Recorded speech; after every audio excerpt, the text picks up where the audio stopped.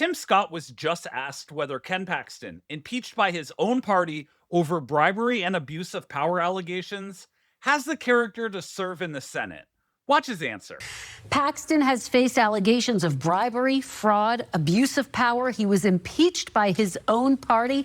You endorsed Senator John Cornyn in the primary against Paxton. So why do you now believe Ken Paxton has the character to serve in the U.S. Senate?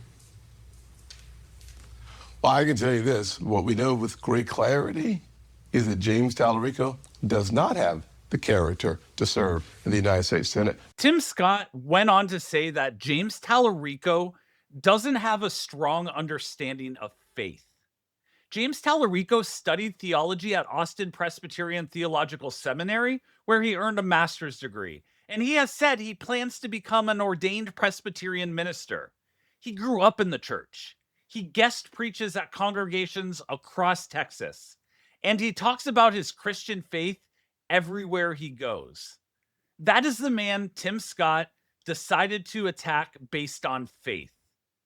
And that moment pretty much tells you everything you need to know about Tim Scott, because he has never once offered anything of substance. Not about James Talarico, not about Ken Paxton, and not about anything else during his entire career in politics.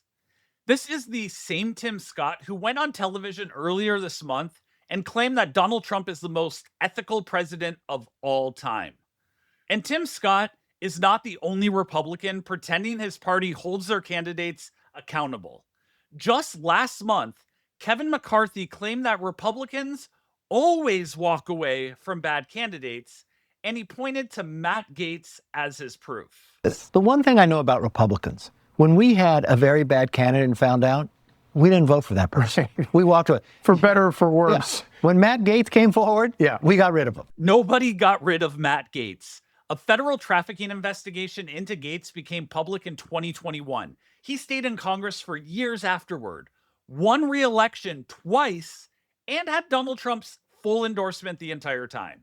He only left Congress when Trump nominated him to be Attorney General of the United States, and a House ethics report later found that he had regularly paid women for adult acts. Tim Scott told Kristen Welker the contrast is clear. And for once, he was right.